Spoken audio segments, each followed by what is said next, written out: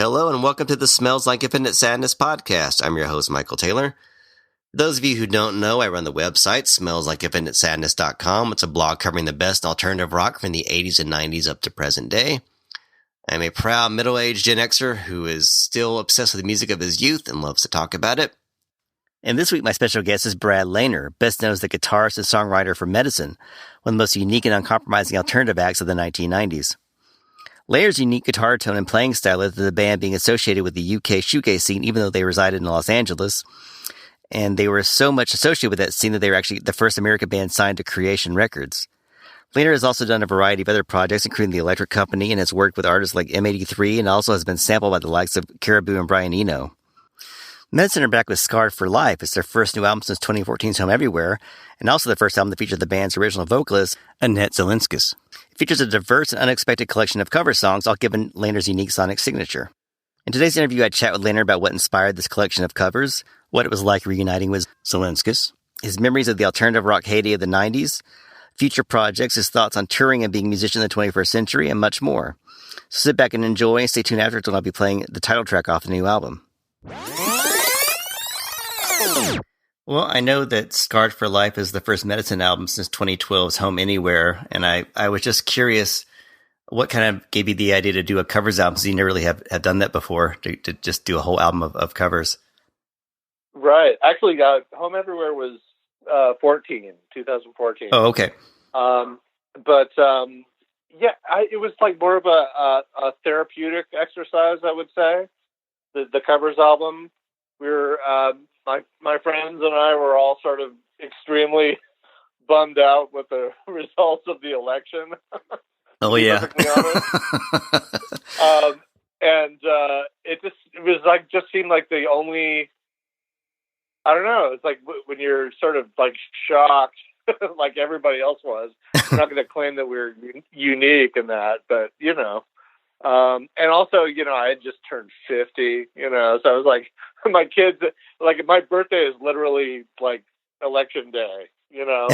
Oh God. I mean, I don't know if it was exactly on that day, but my birthday is November 6th. So, you know, I remember my kid was like, happy birthday, Jesus, you know. I mean, it was like, it's so awful. So, I mean, myself and my friends, Matt and Annette and Jim, all were like, you know, I don't know. It just seemed like the thing to do. I don't know.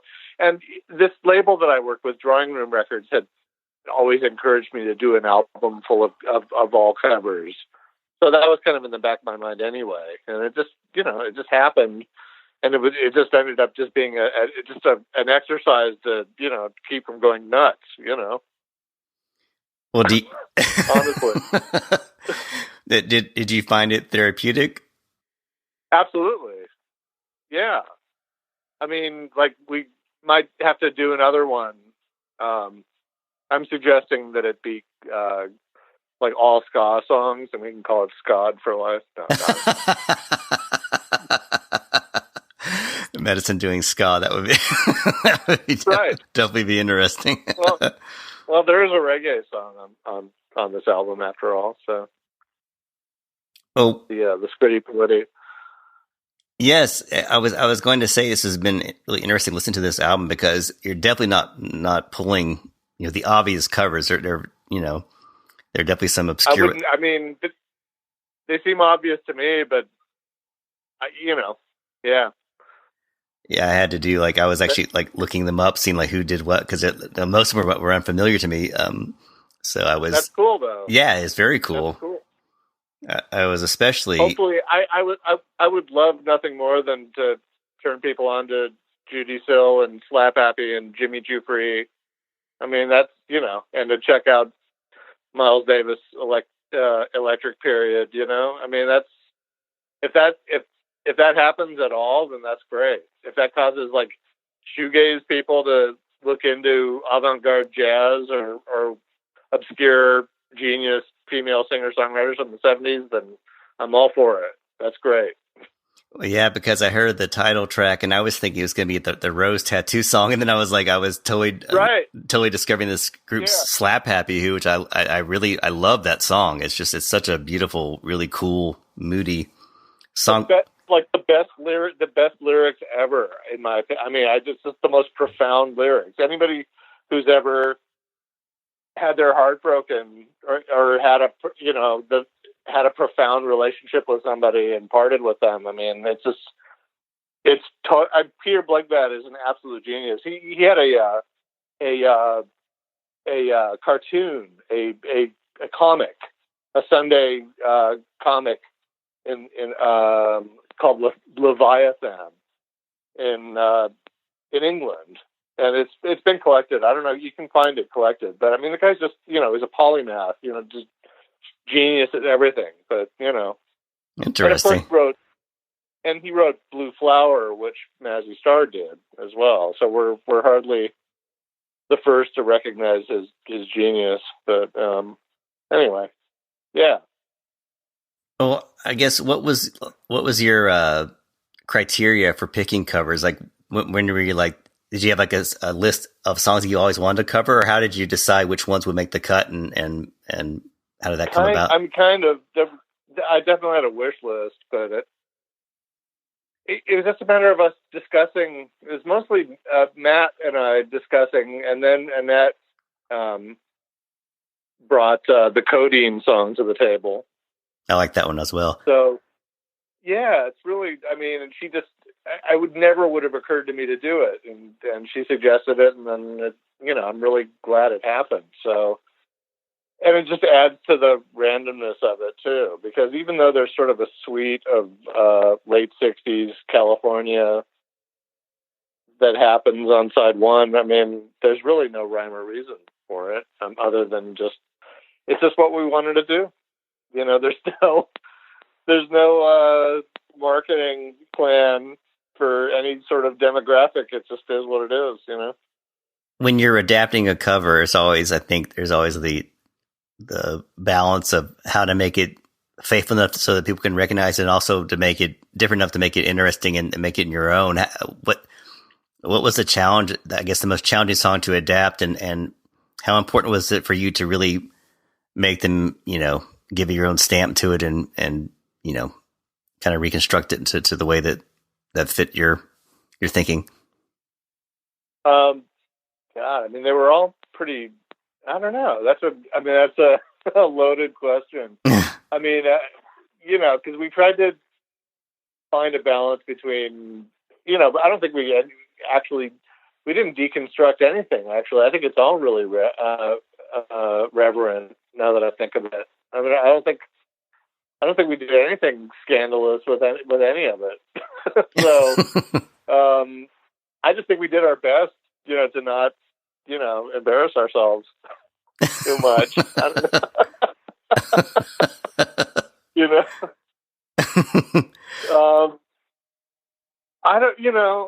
know. It's just, I don't know. Hopefully we're expressing our love for the material, and hopefully that's what comes through. It's just that we chose these songs because we love them, It's really just that. It's like a really sincere thing. It's not postmodern at all. It's like you're at my house and I'm pulling out songs that I want you to check out. I don't know. I mean, I also have this notion of us being like my dream bar band. If I was to go to be the type of person who went to a bar, if there was a band there, that's kind of close to what the repertoire I would wish it would be. The kind of mix that's kind of like your dream. It's not just songs that you want to. It's kind of the dream mix you have as far as the way they were sequenced and all that. Was that?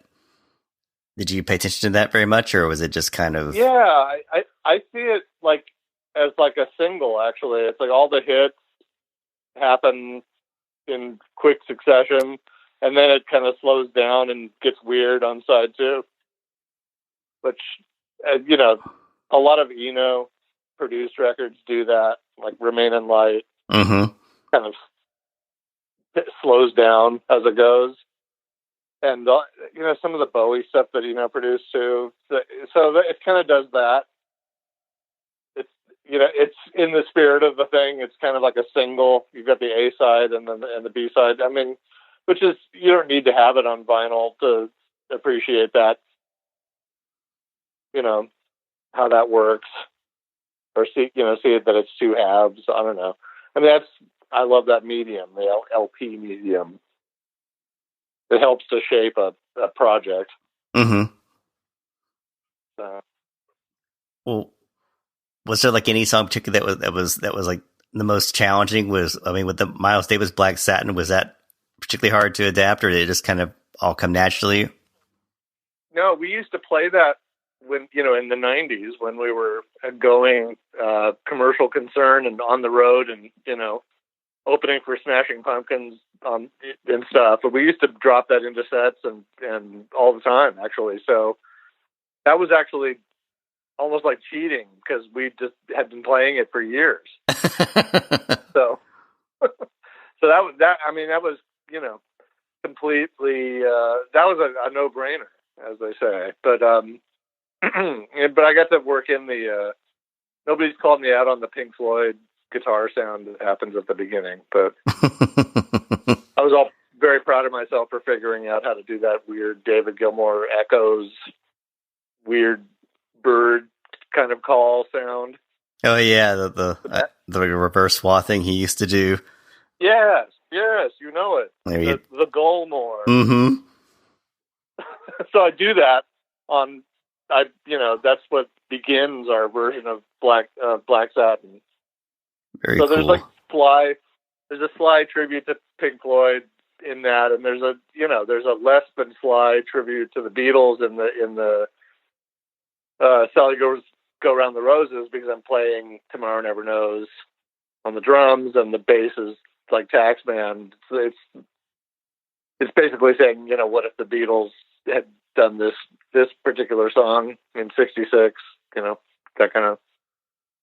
I was actually gonna ask about that, because I definitely felt that with the drum beat for sure. It had that feel to it, which I really thought was really cool.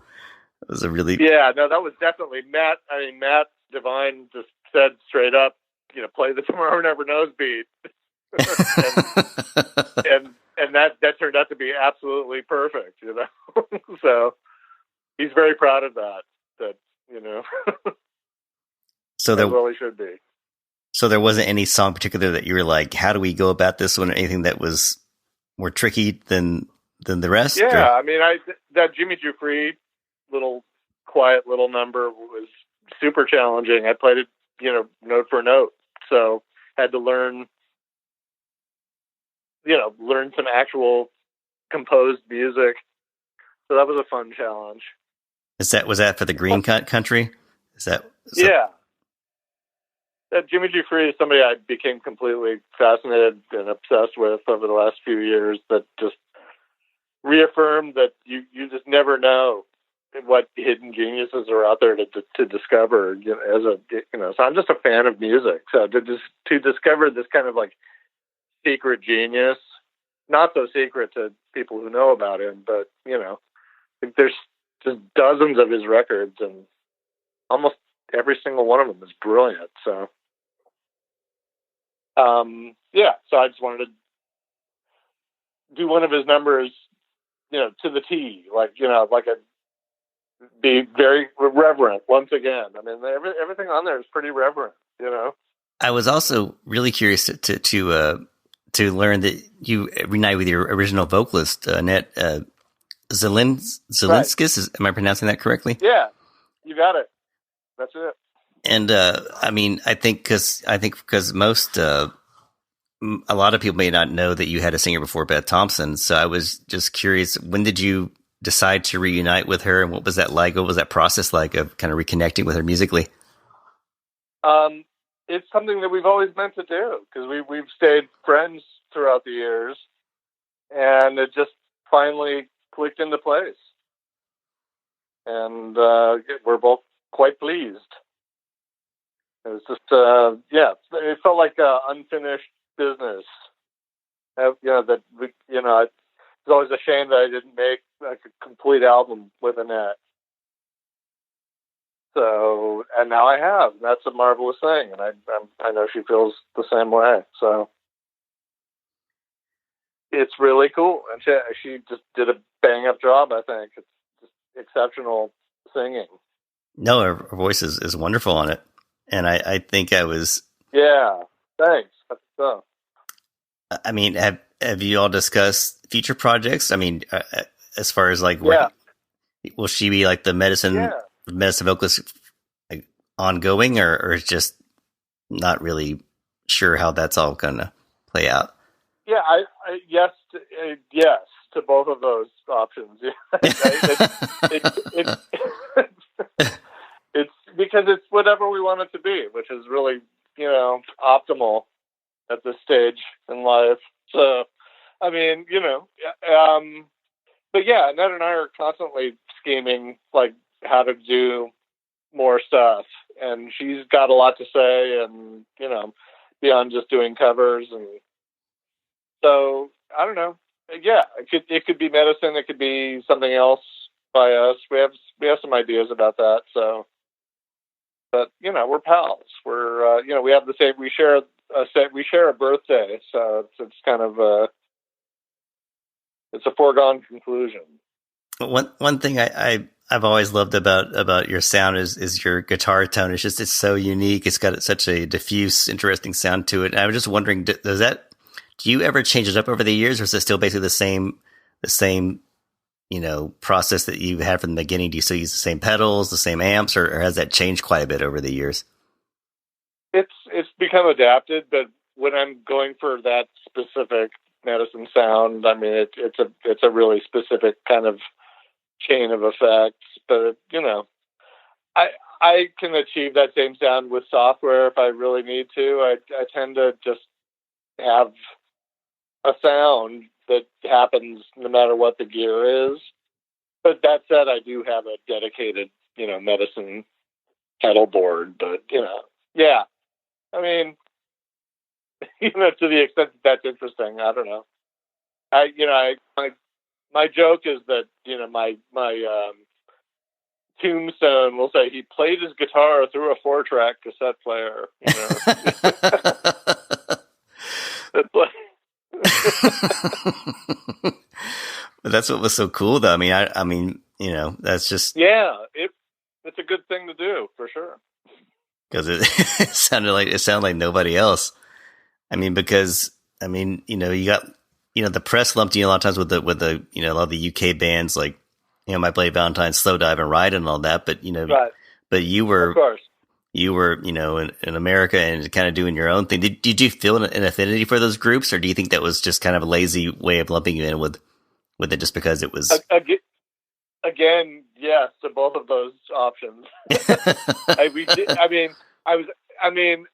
Obviously, I was definitely influenced by My Bloody Valentine when we started, and I saw them in '89. On the Isn't Anything tour, and I thought they were brilliant. I love that. I love Jesus and Mary Chain and the Cocteau Twins and all the expected stuff, but I happen to also have like a much broader, frame of reference, and was into all the good German stuff, and all sorts of psychedelia and all that. So I tried to be broader than just I thought it was great that there were bands that were popular in England that that were experimenting with sound, mm-hmm. and were obviously psychedelic. So I saw it as an excuse to be like excessively psychedelic,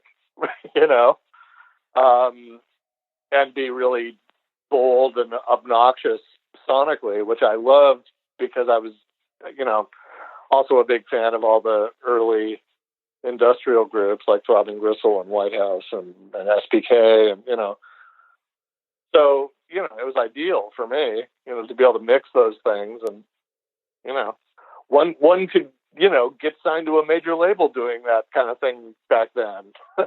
Amazingly enough. Yeah. Yeah. So, there was something really special about that era as far as letting those kind of outside sounds get somewhat close to the mainstream. It didn't last for very long, but it was a really a fascinating, I think, era for music for sure because of that.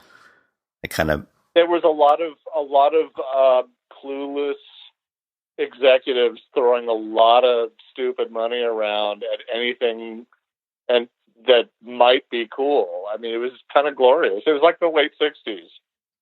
We had all these strange major label indulgences by, who knows what. It was like that, and so, I took full advantage, and that's a wonderful thing. Do you like being able to be autonomous now as far as being able to put out stuff when you want to put it out, or do you kind of miss that era of label support, or is it just kind of like a mix and match of both? There's good things and bad things to both. No, I don't miss it. I don't miss it at all. That's a young man's game,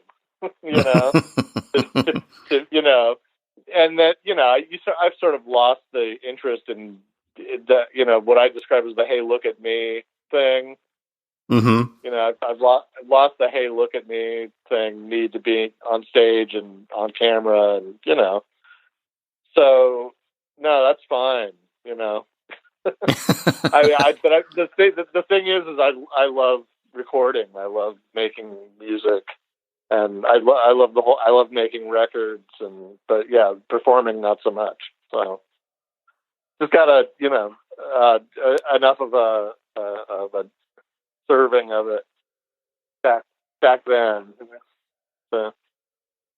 So I mean, there's very rarely live shows dedicated to covers albums anyways, but so you're really not interested in doing any performances anytime soon, or?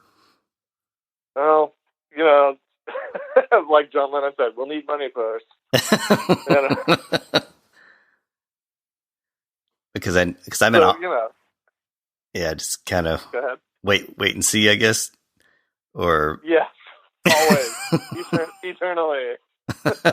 and wait and hope nothing comes of it. Honestly, it's I mean, if you knew, this album would have come out. This album was finished for 2 years, and it would have come out long ago if I had been willing to go on tour with that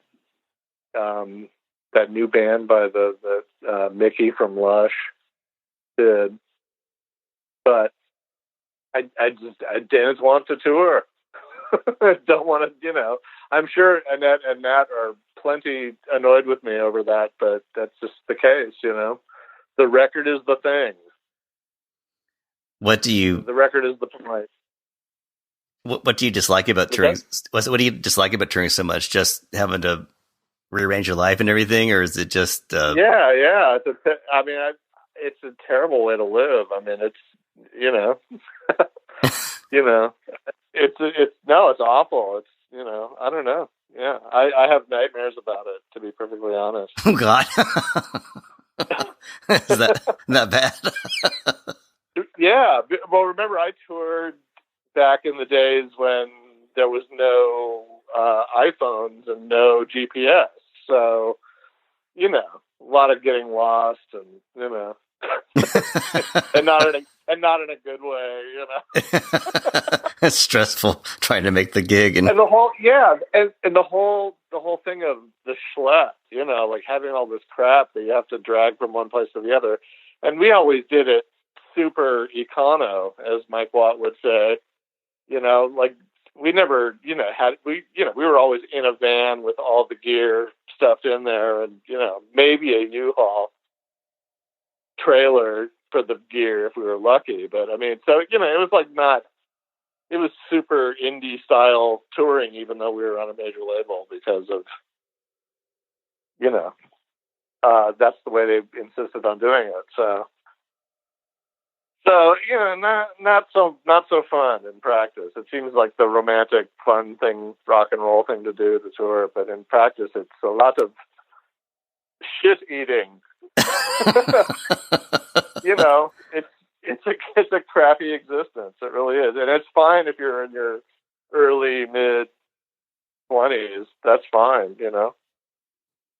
You're made. You can handle more of that in your diet. I don't know.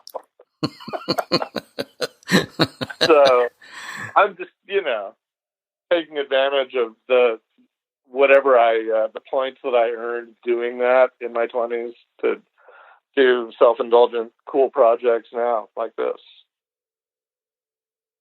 To be perfectly honest. No, that makes total sense, and something I kind of want to go back to what you were saying about how this album came about because you were so bummed out by the election and all of that.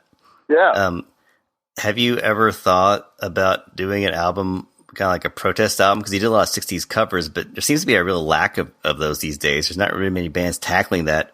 Yeah, it's hard. I mean, that's a really good question, and I mean, yeah, I have to think about like anything from the past that is overtly political in music that I think is good music. I don't know. I think, I don't know. I mean, I'm also willing to say that being an artist of any sort is a political act. Yeah. But, yeah, that's a good question. It would be nice to have somebody really effectively address it. It's funny. I was watching Midsommar, that film Midsommar. Oh yeah, I need to see that. It's on my list. I've been wanting to see that for months. Yeah, recommended. I mean, it's really thought provoking. But I thought I saw that almost as like a comment on. I mean, because it's cult-like behavior, I saw it almost like as a comment on Trump and gaslighting. The gaslighting of that he engages in. Anyway, so but maybe that's just my mindset reading that into it. It's a great movie and not political at all, but it seemed maybe that's why it's resonating. I think possibly. Yeah, it just seems that kind of it's just kind of got out of fashion. I'm just like, if not now, when? It just seems like like it'd be a good time for some protest music, but it's just not really. It's just not. I mean, I obviously not. You're not gonna see it in as far as like major label stuff right now because it's all pop oriented and which is kind of depressing in itself. I mean, right. I mean, does that distress you at all as far as the fact that rock music has become so marginalized, or do you kind of like the fact that no, not at all. I think it's completely dead. I mean, I don't think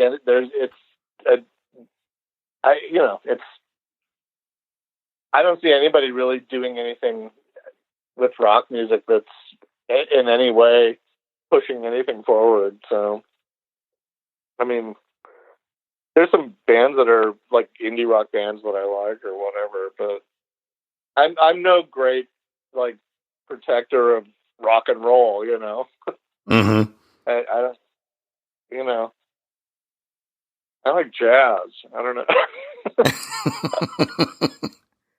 But it's. I don't know. I don't. It's really. It's sad to see music so severely decommodified. Yeah. Devalued. Yeah. It bothers me. Yeah. Well, I mean, and I, as somebody who used to be able to like make a decent living from playing weird music. I mean, there are plenty of periods of time where that would have been impossible too. So that's just what's happening now. I don't know. I think everybody loves to, look at the past with the rose-colored glasses and all, but yeah, it's always been a rough road to be a musician, especially somebody trying to do something different or whatever, personal or so. Well, do you have any other? I don't know. No, I think that. Sorry. No, that's okay. I think that's a good answer, just because there's there's just so much. There's so many ways to get music out that it's almost hard to find. It's there, but you have to really kind of dig for it. As far as finding stuff that's not lowest common denominator kind of stuff. Right. There's just a massive shit ton of stuff out there. I mean, it's not, there's no rarefied space anymore. So, I mean, I don't know, but that seems to, I mean, we only made 100 copies of this record available because what do you do in that kind of circumstance? You create scarcity, Yeah. Because scarcity is scarce, everything is, I don't know. I think it's sort of sad, but it's also satisfying to not have a lot of projects laying around. So, I have no problem with doing small editions and being satisfied with selling 100 of them. I think that's great. Far more realistic. Cottage industry, no middlemen, very few middlemen, fewer middlemen. Oh, well, do you have anything else in the works? I know you've had lots of various other projects. Are you working on anything else currently, or what else? Yeah, I'm not sure. There's a project that I'm working on with a personal hero of mine. Oh, that I'm not sure if I'm allowed to talk about it yet. But I could say he's like, one of the great guitarists of the original LA punk and post-punk scene. Oh, I'm helping him make his first work in decades, and it's amazing. So that's all I'll say about that. I'm sorry, because I'm probably not supposed to spill the beans yet, and it's, not that tons of people will care, but it's super important to me. So I can't wait for that to come out. So I'm sure if you follow my socials, I won't shut up about it once it happens. So. I'll have to be doing some Googling until then, see if I can figure it out. Yeah. That's some people will know exactly who I'm talking about, and other people will be like, So anyway, there you go. Well, is there any, I always like to end my podcast with a song off an album. Is there any track off this one that you're particularly pleased with the most, or one that you think would be a good way to close things out? Or what's your favorite one off Scarred for Life? Oh my God. You can't go wrong with Scarred for Life, the opening song. Yeah, I love that main riff. It's so pretty. Yeah, it's just a perfect song. It's what I call a perfect song by, just a sublime composer, writer, if I can get more people saying the name Peter Blegvad, then I'm very happy. If I can get more people saying the name Judee Sill, I'm thrilled, So, that's like in my small way, it's just my, fanaticism about the music that I love. If I can transmit that a little bit, that's fantastic. Well, great. Well, thanks so much, Brad. It was been a pleasure talking to you, and good luck with the album. And I look forward to finding out your secret project. I'll stay tuned to your social media. Right. Oh yeah, you'll be sick of hearing about it by the time it comes out. All right, great. Well, you have a great night. Thanks so much. All right, you too. Take care, man. Okay, bye-bye. Many thanks to Brad for taking the time out to do the interview today. If you'd like to purchase Scar for Life, you can order it on Bandcamp at bradlaner.bandcamp.com/album/scarred-for-life-4. As promised, we're going to close out with the title track, so give it a listen. Take care, and we'll talk to you soon.